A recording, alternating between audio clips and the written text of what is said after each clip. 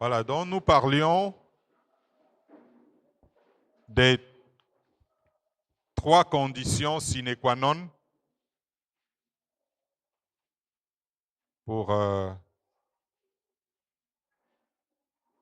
le christianisme.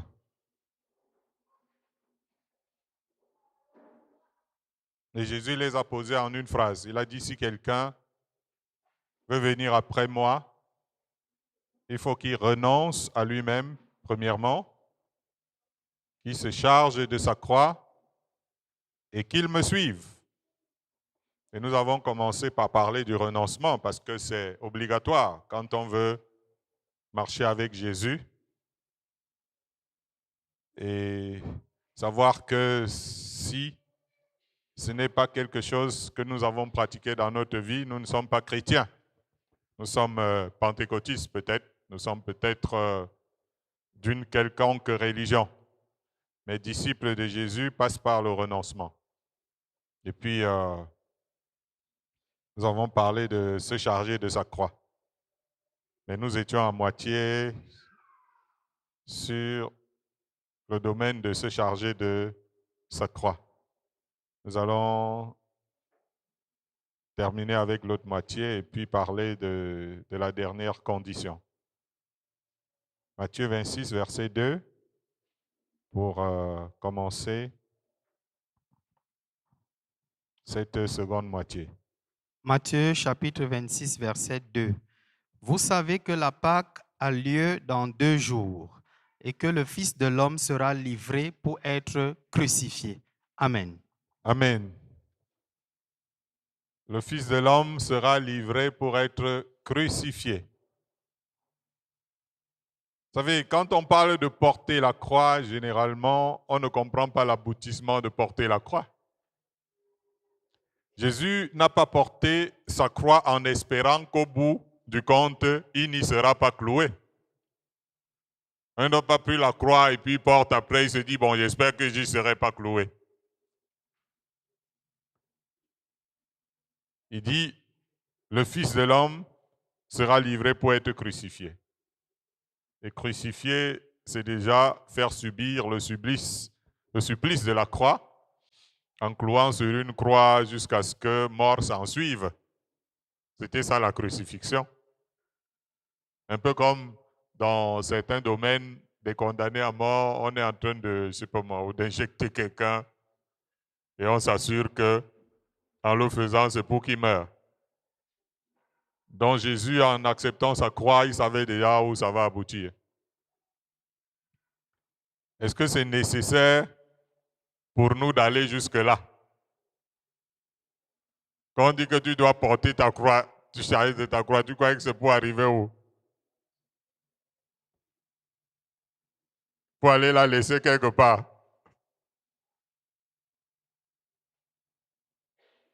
C'est nécessaire dans l'entendement biblique que la mort s'en suive. Il est écrit dans le livre d'Hébreux, vous n'avez pas encore résisté jusqu'au sang en luttant contre le péché. Quand vous savez que le péché tue les âmes tous les jours et les conduit en enfer, sachez donc que c'est un mortal combat, la lutte contre le péché. Quelqu'un doit être crucifié jusqu'à ce que mort s'en suive. Et c'est le péché. Il doit mourir. Et comme nous sommes tendres souvent avec nous-mêmes, quand Dieu dit ne pêche plus, ne fais plus ceci, ne fais pas, toi-même tu es tendre avec toi-même. Tu dis que bon voilà, je suis encore, moi je suis comme ça, moi et tout et tout. Alors le Seigneur va faire comme le papa. Quand tu dis à l'enfant ne fais pas ceci, ne fais pas cela, et lui-même il est en train de tourner en rond, tu fais quoi? Tu utilises quoi? Les parents modernes ne savent pas ce qu'on utilise, mais sinon, nous, les parents, à la lumière des Saintes Écritures, on utilise le bâton pour nous aider à y arriver. Il est écrit dans le livre d'Hébreux toujours, d'ailleurs, puisque nos pères selon la chair nous ont châtiés et que nous les avons respectés, ne devons-nous pas à bien plus forte raison nous soumettre au Père des esprits pour avoir la vie? Et l'auteur du livre d'Hébreux continue en disant « Nos pères nous châtiaient pour peu de jours, comme ils le trouvaient bon. Mais Dieu nous châtie pour notre bien, afin que nous participions à sa sainteté. Il est vrai, continue-t-il, que tout châtiment semble d'abord un sujet de tristesse et non de joie. Chaque fois que le parent a pris le bâton pour corriger l'enfant, c'était triste pour l'enfant. Mais aujourd'hui, beaucoup de personnes rendent grâce à leurs parents. Et la Bible dit, le châtiment produit la tristesse et non la joie, mais il produit plus tard, pour ceux qui ont été ainsi exercés, un fruit paisible de justice. Parfois, le Seigneur nous inflige la tristesse. Et il s'agit là de la tristesse selon Dieu qui mène, comme dira Paul, à la repentance, à salut. Après, ça produit la vie, ça produit la participation à la sainteté de Dieu et le fruit de la justice. Je sais que beaucoup de personnes ont entendu souvent la parole de Dieu parmi vous et ils n'ont changé que quand le bâton de Dieu est entré dans leur vie. Vrai ou faux? Jésus a été condamné à mort et crucifié. Si nous ne condamnons pas les œuvres des ténèbres dans nos vies, nous ne verrons pas la nécessité de les crucifier. Amen.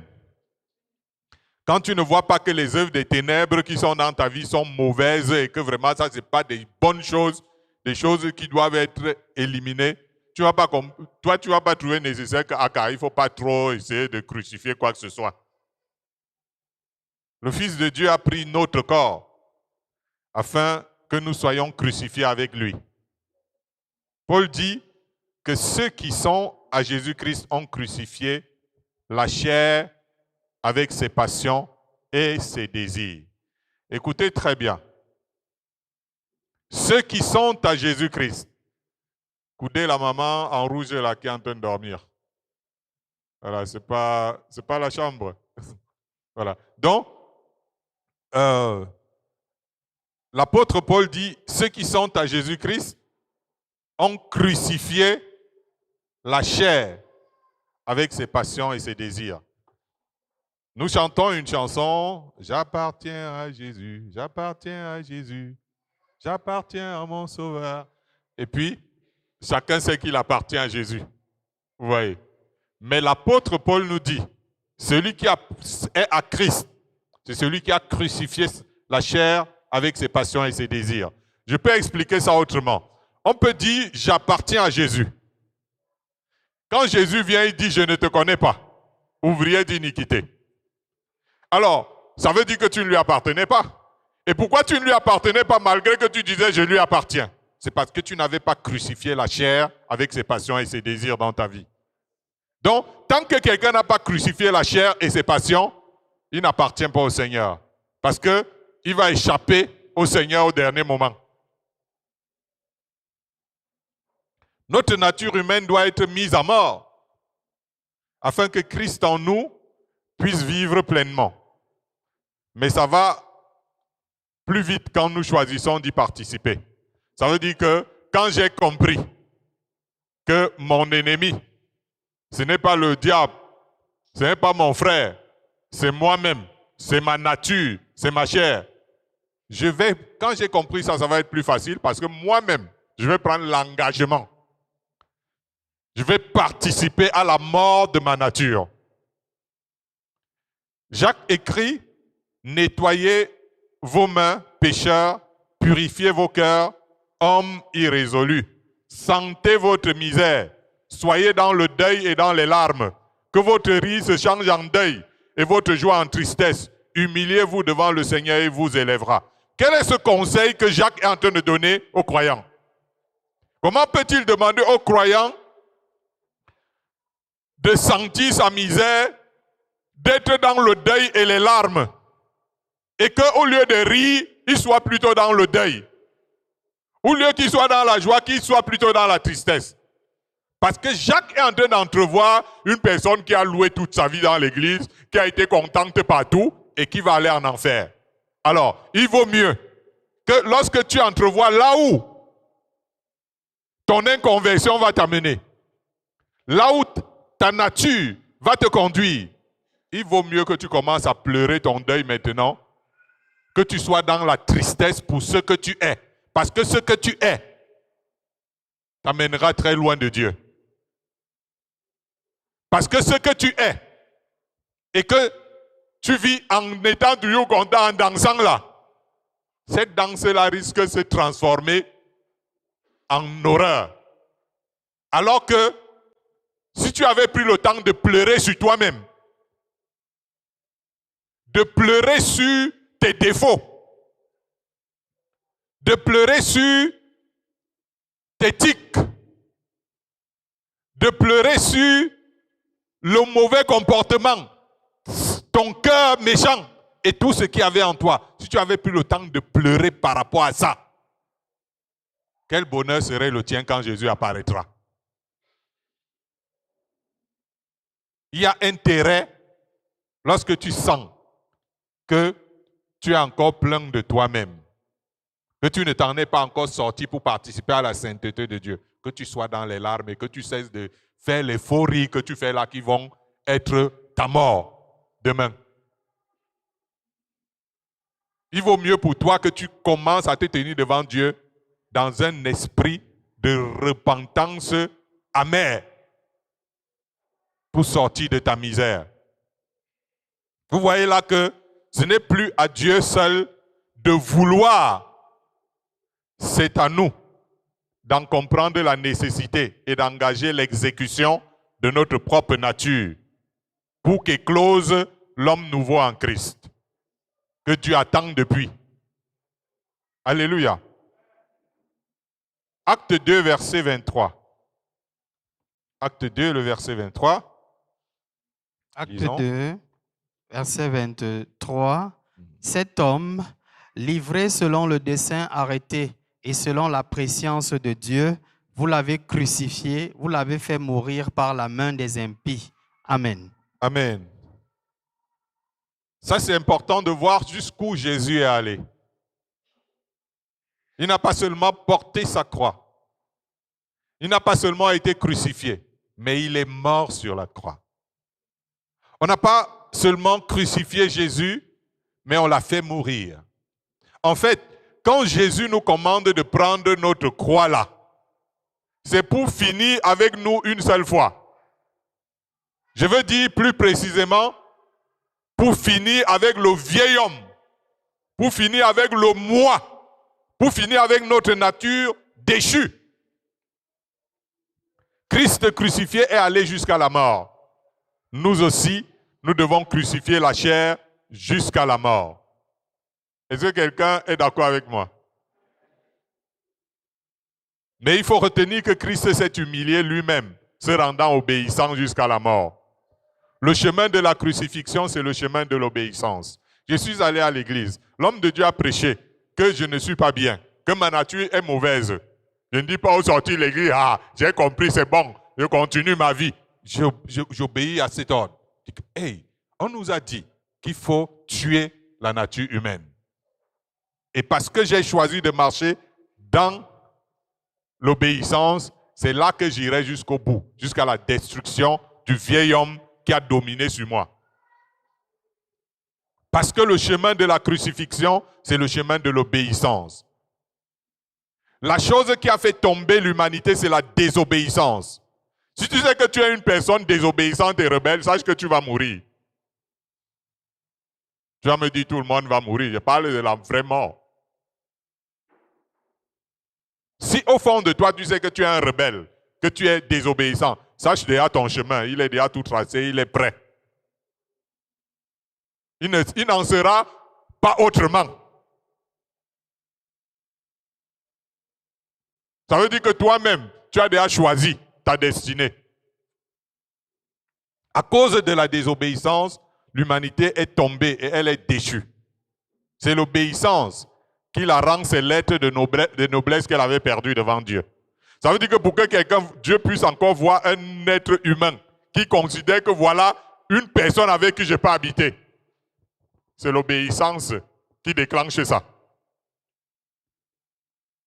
Acceptons le brisement que procure la croix.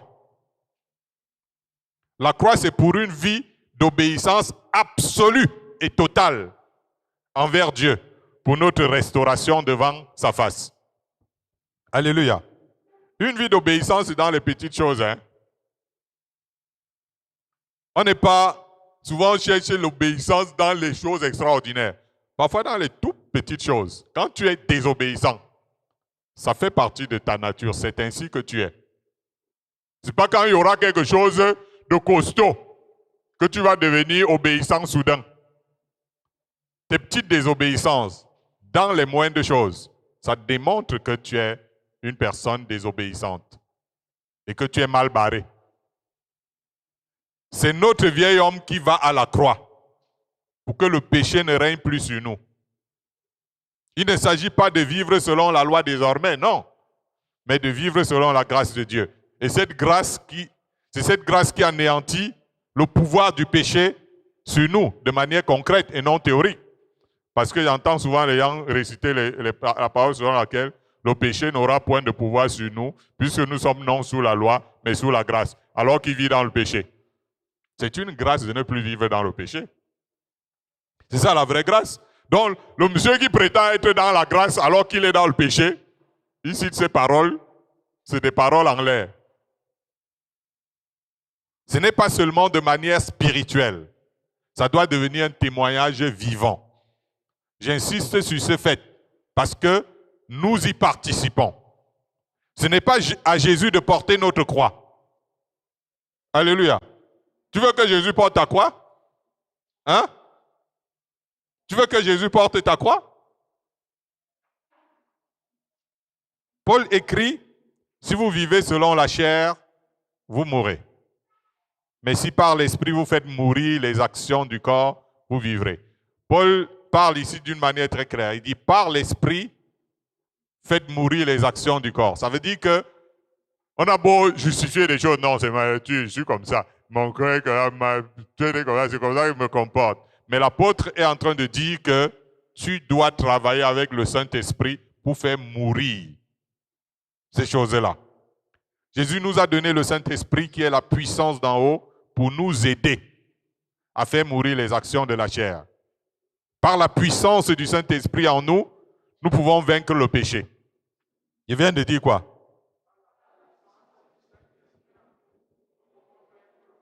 Ok, n'est-ce pas plein de personnes qui ont déjà témoigné, non, le péché m'a déjà battu sur plate couture, c'est ça qui me fait tomber tous les jours, je reviens dedans, je retourne, etc. Mais tant que tu ne prendras pas la décision avec le Saint-Esprit, qui est la puissance d'en haut, pour vaincre le péché qui est dans ta vie, ben, tu vas te justifier jusqu'à ce que Jésus frappe à la porte et tu n'iras pas avec lui. Le Saint-Esprit ne nous a pas été donné comme aujourd'hui. Dans le pentecôtisme, le Saint-Esprit, c'est pour que les gens tombent. C'est pour que, c'est pour moi, on sentait des choses. C'est pour ceci. Mais on ne comprend pas que le Saint-Esprit est notre aide par rapport aux attentes de Dieu pour notre vie. Il est là pour nous aider à vaincre le péché, pour confirmer que Christ a vaincu le péché sur la croix. Et ce n'était pas des histoires. Les actions du corps sont appelées par ailleurs les membres qui sont sur la terre. Et Paul dit, faites donc mourir les membres qui sont sur la terre, à savoir l'impudicité, l'impureté, les passions, les mauvais désirs et la cupidité qui est une idolâtrie. C'est à cause de ces choses que la colère de Dieu vient sur les fils de la rébellion, parmi lesquels vous marchiez autrefois, lorsque vous viviez dans ces péchés. L'apôtre Paul est en train de dire que les péchés d'autrefois, ça veut dire qu'avant que nous devenions un chrétien, c'est l'impudicité, c'est les passions, c'est les mauvais désirs, la cupidité et autres. Ce qui veut dire que dans la vie de celui qui est converti, ça ne doit plus exister. C'est les choses d'autrefois. Comment se fait-il donc que toi, tu dis, je suis un enfant de Dieu, je suis serviteur de Dieu, je suis né de nouveau, et tu vis toujours dedans? ça veut dire que tu as un problème, parce que ça, c'est les choses d'autrefois. Voilà l'ensemble de tout ce à quoi nous devons parvenir dans l'expression de nous charger de notre croix pour crucifier ces choses-là. Gloire à Dieu. Voilà, nous allons voir l'autre troisième condition, suivre Jésus. Voilà.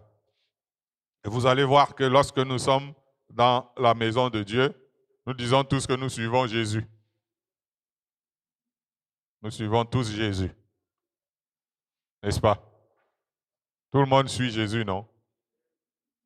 Comment tu suis quelqu'un? Tu es déjà en train de suivre Jésus alors que tu n'as même pas encore renoncé à toi-même. Puisque ça, c'est la troisième étape qui vient quand tu as renoncé à toi-même et que tu as crucifié la chair. C'est là que tu suis Jésus. Arrêtons les slogans, les théories et les belles paroles pour comprendre que Jésus n'est pas venu faire le cinéma. Vous voyez, normalement, l'ultime condition de la chrétienté, c'est de suivre Jésus. Parce qu'à un moment donné, ces choses-là, nous sommes morts à ça, et c'est Christ qui vit en nous. Donc, c'est plus que gaz, c'est tout le temps, toute la vie. C'est un peu comme si ça se résumait à cela. C'est l'aboutissement de celui qui a renoncé à lui-même, qui s'est chargé de sa croix. Si ce n'est pas pour suivre Jésus, ça devient un peu une course vaine. L'une des prédictions les plus retentissantes sur le calvaire de Christ est mentionnée dans Ésaïe en ces termes.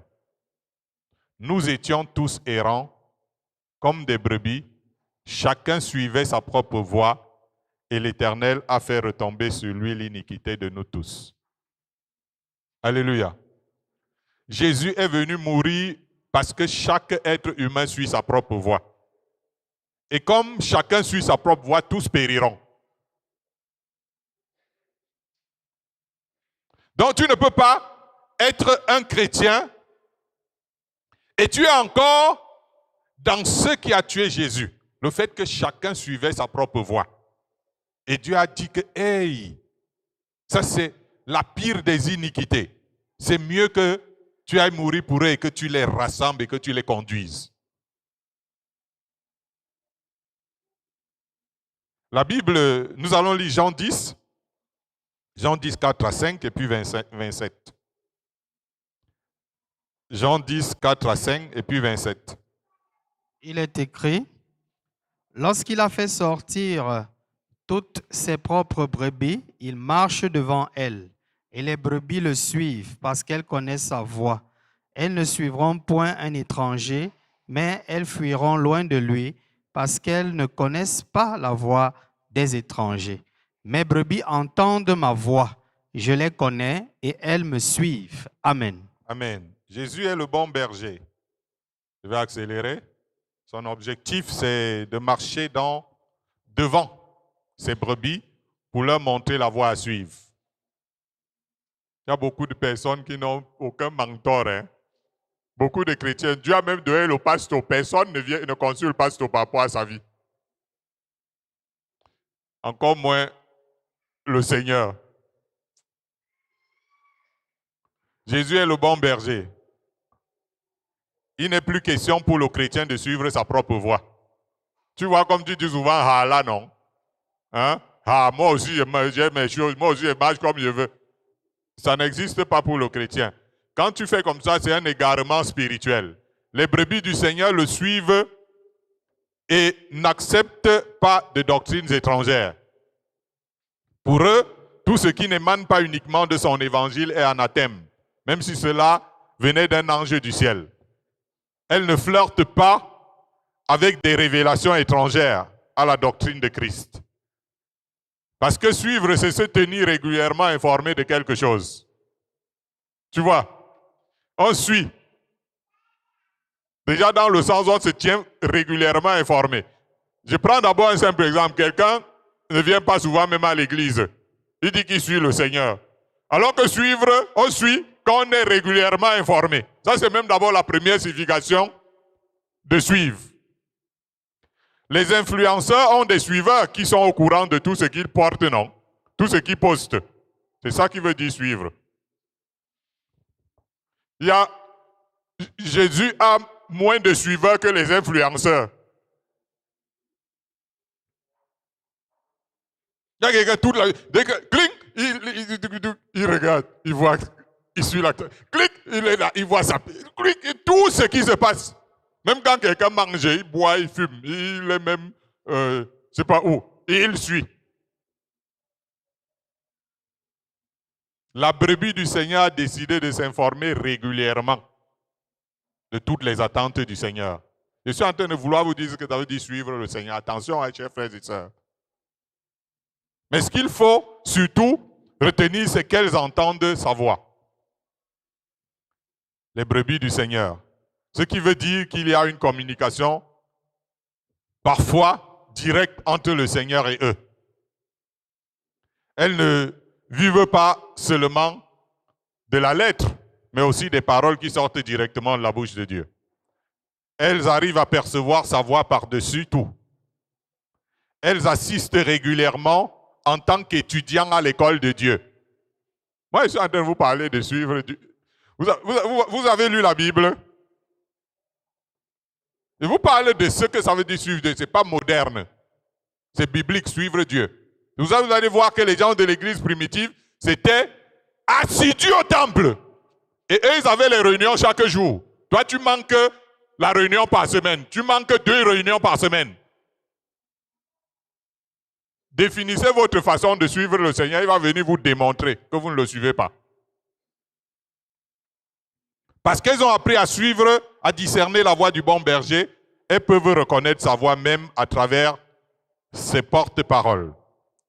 Gloire à Dieu. Je vais vous dire, moi je suis une brebis du Seigneur. J'ai cru, le Seigneur m'est apparu dans ma chambre en 1989. Ça fait combien d'années? J'étais élève au premier cycle. Ça fait 37 ans. N'est-ce pas? Je suis allé à l'église et je n'ai plus manqué de réunions. Tu as déjà manqué combien de réunions? Je parle de 89 jusqu'à aujourd'hui. Et vous et moi, quand on va se tenir devant Dieu, tu vas dire, moi aussi, je suivais le Seigneur. Chaque fois que j'ai été à l'église, j'ai suivi les réunions. Et vous allez bien comprendre que je ne suis pas entré à l'église pasteur. Non, j'étais entré aussi comme fidèle. Toutes les réunions. Les suiveurs là. Je faisais comme vous suivez les influenceurs. C'est comme ça que je marche avec le Seigneur. 37 années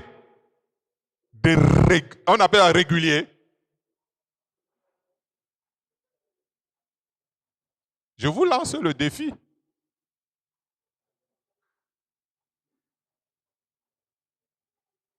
Seigneur, fais que moi aussi je sois comme l'homme de Dieu. Tu manques à tout aux réunions.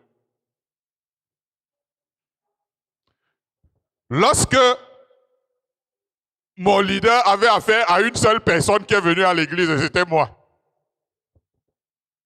Lorsqu'il y avait 3 personnes, j'étais parmi les 3. Lorsqu'il y avait 10, j'étais toujours là. Lorsque l'église voyageait pour aller en campagne, on dit, bon, on va aller à Ibolova, on va aller à ceci. Je suis dedans.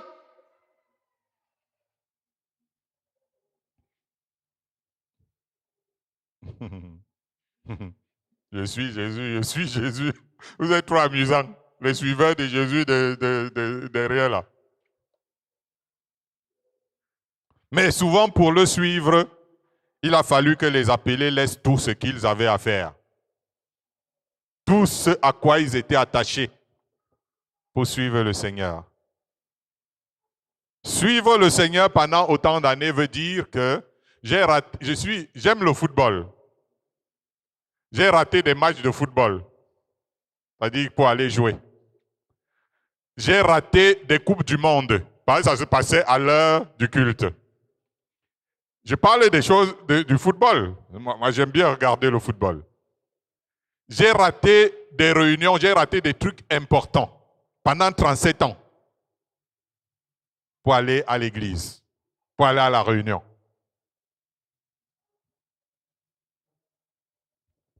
Ça veut dire que ceux qui suivent le Seigneur ont dû se résoudre à lui obéir de façon inconditionnelle.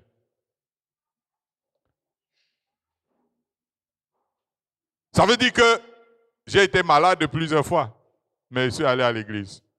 Même étant serviteur de Dieu, parfois été gravement malade, je suis allé rendre ministère. On se souvient des disciples qui ont laissé leur filet de pêcheurs pour le suivre aussitôt. C'était le boulot. Matthieu a laissé son poste de péage pour suivre Jésus de façon carrément organisée. Devons-nous nous rappeler que la totalité de ses disciples avaient tout quitté pour le suivre? Je vous rappelle ça? Vous voulez le rappel? Plusieurs d'entre nous n'auront pas à faire cela. Mais c'est pour que vous compreniez la normalité de ceux à qui Dieu a réclamé une consécration totale à sa disposition et à son service. C'est la normalité. Et bon, voilà. C'est extraordinaire. Quel extraordinaire? C'est ça la normalité. Alléluia. Dans Luc 9, je vais lire, versets 57 à 62, écoutez cette petite rencontre de Jésus avec trois gars. Pendant qu'ils étaient en chemin, un homme lui dit, Seigneur, je te suivrai partout où tu iras. Jésus lui répondit, les renards ont des tanières et les oiseaux du ciel ont des nids. Mais le Fils de l'homme n'a pas un lieu où il puisse reposer sa tête. Il dit à un autre, suis-moi. Et il répondit, Seigneur, permets-moi d'aller d'abord ensevelir mon Père. Mais Jésus lui dit, laisse les morts ensevelir leurs morts, et toi vas annoncer le royaume de Dieu. Un autre dit, je te suivrai, Seigneur, mais permets-moi d'aller d'abord prendre congé de ceux de ma maison. Jésus lui répondit, quiconque... Je suis en compétition avec une voix plus forte encore.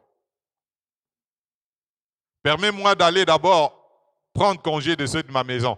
Jésus lui répondit, quiconque met la main à la charrue et regarde en arrière n'est pas propre au royaume de Dieu. Je suis convaincu que Luc est en train d'écrire ces choses, parce que Marc aussi a écrit là-dessus, même Matthieu, ils avaient assisté. Quelqu'un a perdu son père, donc les gars, ils assistaient. L'exigence du Seigneur était beaucoup plus haute que tout ce que nous imaginons. Les petites caresses qu'on apporte aux frères là, ils sont fâchés. Ce que Jésus apportait était beaucoup plus compliqué. L'exigence, ce que Dieu Seigneur attend de toi, c'est beaucoup plus compliqué et sévère que tout ce que tu imagines. Et nous sommes confrontés à plusieurs conditions imposées à ces personnes qui voulaient suivre Jésus. Le premier voulait le suivre partout où il irait, comme beaucoup d'entre nous. J'irai, quel que soit le temps que cela m'est. J'irai.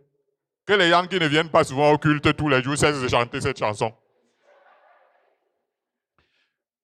Et Jésus de lui faire savoir qu'il se pourrait que, comme il décide de le suivre là, il risque de ne pas avoir du confort. Hein?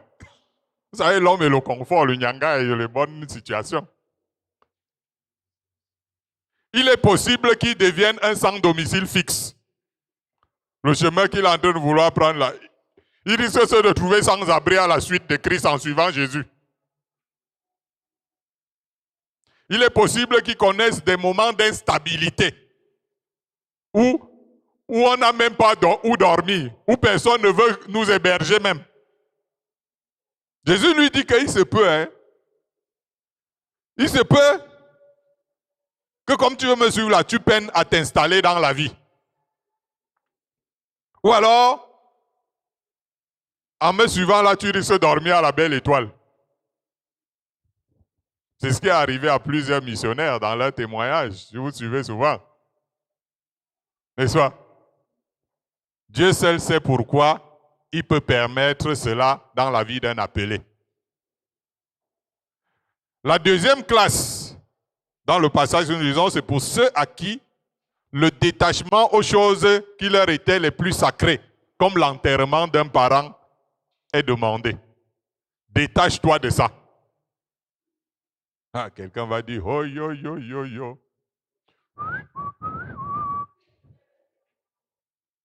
Parce qu'il y a d'autres qui ne jouent même pas avec ça.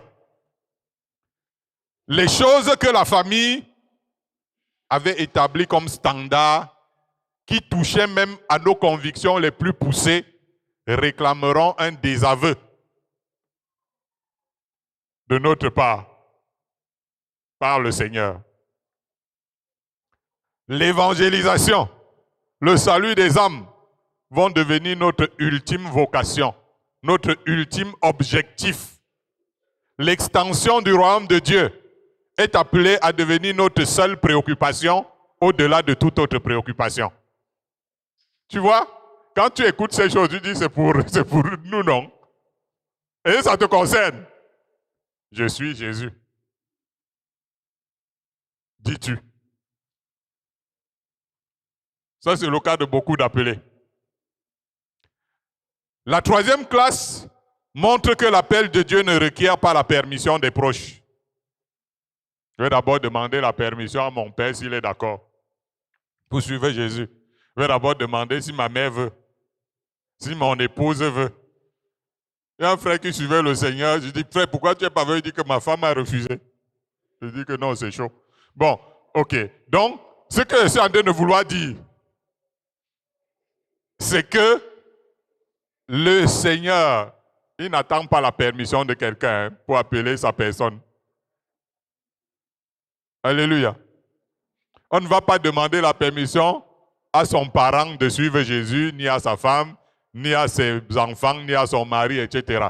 Je donne la vie à celui qui était assis là, qui attend les permissions. Je te donne une information. Pour que tu saches au moins pourquoi. C'est parce que le salut est individuel. Donc, le jour que tu seras devant Dieu, on ne va pas appeler ton père, ton mari, ta femme, tes enfants ou quelqu'un. Seul. Et une fois qu'on a décidé de suivre le Christ, c'est entre lui et nous. C'est pourquoi vous avez vu des personnes suivre clandestinement Jésus par vocation. Ça veut dire qu'ils ont reçu une vocation de Dieu, ils ont voulu qu'on leur permette de suivre le Seigneur, ils se sont oubliés de le suivre clandestinement. Parce qu'on ne veut pas leur donner la permission de le suivre, de le servir. Ils n'avaient pas la permission de leurs proches. Ils ont dû parfois suivre le Seigneur envers et contre tous. Ce n'est pas évident de suivre réellement. Je dis réellement Jésus, pas de suivre avec la bouche. Avec la bouche, tout le monde peut suivre Jésus. Mais réellement, c'est une autre histoire. C'est un chemin étroit. Jésus a dit que le chemin pour eux suivre là, c'est un chemin étroit que peu de personnes empruntent ici-bas. Quand vous êtes en train de suivre les choses que je dis là, vous allez voir que c'est pour peu de personnes. Et je vous supplie de faire partie de ce peu. Nous devons accepter d'y aller délibérément derrière Jésus. C'est un choix que nous devons assumer. Alléluia. Dans Jean, à la fin, il dit, vous pouvez juste relever le verset 19, 21 et 22. Jean 21, 19, 21 et 22. Il dit cela pour indiquer par quelle mort Pierre glorifierait Dieu. Et ayant ainsi parlé, il lui dit, suis-moi. En le voyant, Pierre dit à Jésus, et celui-ci, Seigneur, que lui arrivera-t-il? Jésus lui dit, si je veux qu'il demeure jusqu'à ce que je vienne, que t'importe? Toi, suis-moi. Alléluia. Toi, suis-moi. À l'approche de sa mort, Jésus avait dit à Pierre que ce dernier ne pourrait pas le suivre. Alléluia.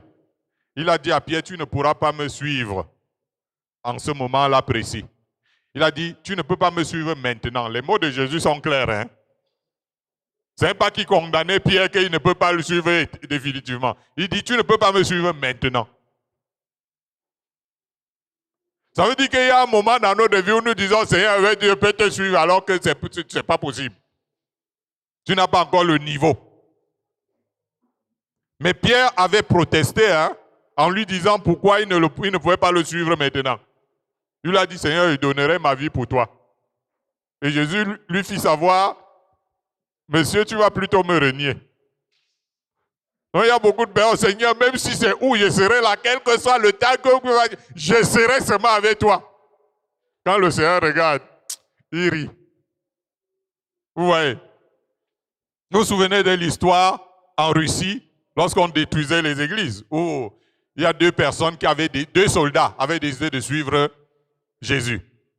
Parce qu'ils avaient cru, ils ne voulaient pas marcher avec les hypocrites, les faux suiveurs de Jésus. Et ils sont entrés dans une église avec leur Kalachnikov. Et ils ont dit, tous ceux qui veulent suivre Jésus, ils restent, on va tous les abattre.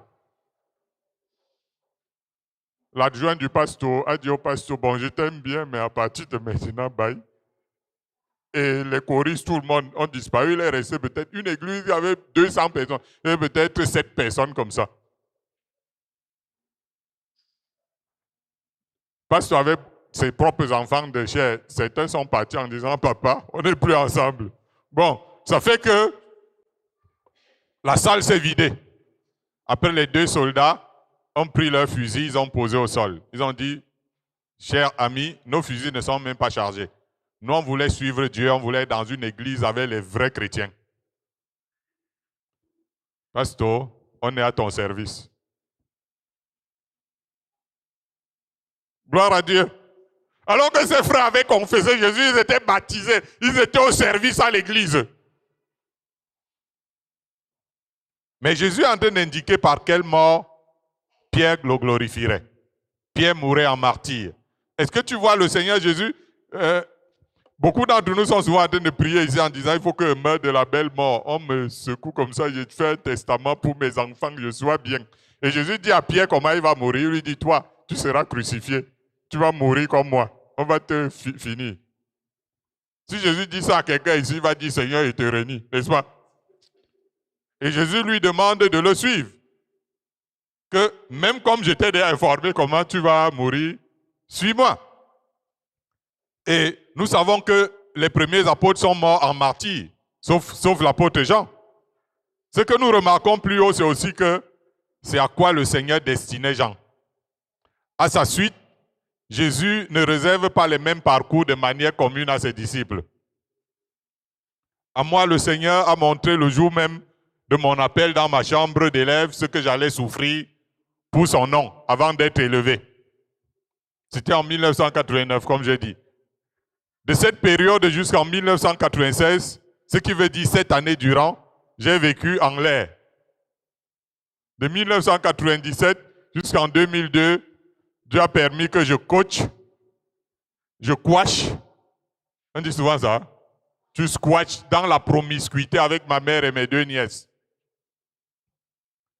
Ça veut dire que ça faisait déjà 14 années. Il y a un frère qui se moquait, il y a que depuis 2 ans qu'il suit le Seigneur, vraiment, il ne comprend pas sa vie. Pendant ce temps, j'ai connu les pires moqueries concernant mon avenir. J'étais devenu un raté, un laissé pour compte aux yeux de beaucoup parce que j'avais obéi à la vocation à plein temps du Seigneur et que sur le plan de la vie humaine, j'étais pauvre et misérable. Voilà un enfant qui avait l'avenir. Il a fait les techniques commerciales au lycée technique de Yaoundé. Il était appelé à devenir, à faire dans quoi? Les banques, en tout cas les études qui concernent le côté là, de l'autre côté. Et là, voilà, il dit déjà que Jésus l'a appelé. Pendant ces années de vie dans la galère totale et dans un avenir complètement incertain sur le plan séculier, j'avais juste la vocation divine et les promesses.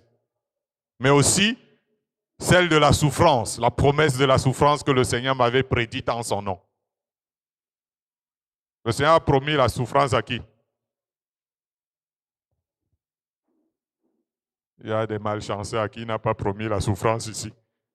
Ils ont seulement reçu les révélations des hommes de Dieu qu'ils voyageront, ils seront en haut, etc. Donc ça, c'est bien. Plusieurs personnes ont connu toutes sortes d'épreuves difficiles dans la marche avec le Seigneur, mais chacun de façon différente. Le plus important, c'est que cela ait servi à quelque chose.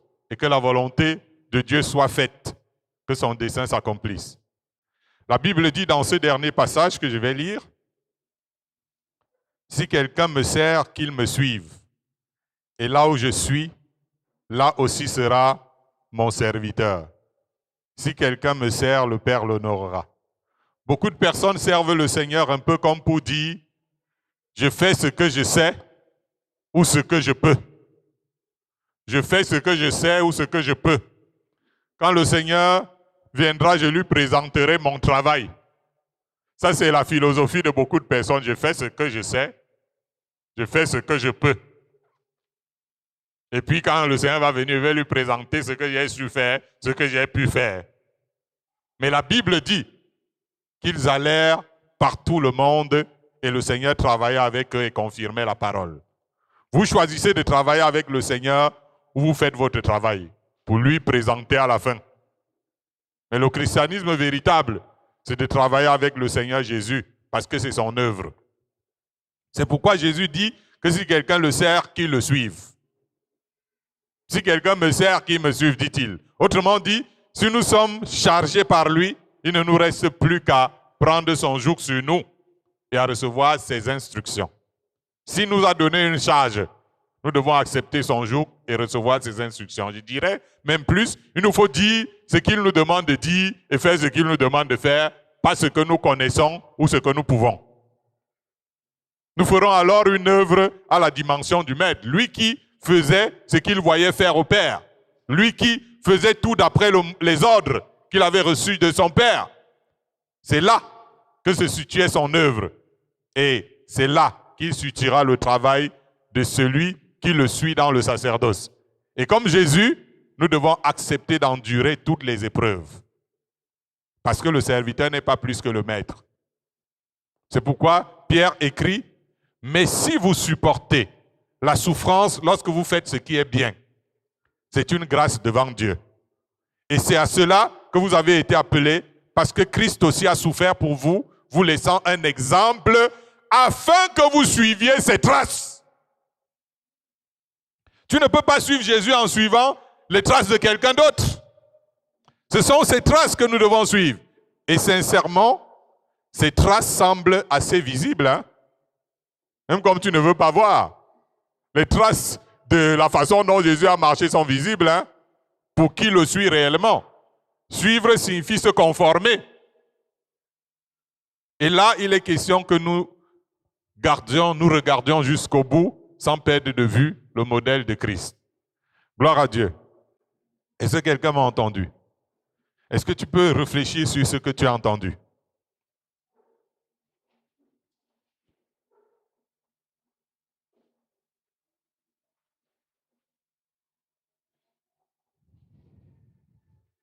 Seigneur, notre Dieu, notre Roi,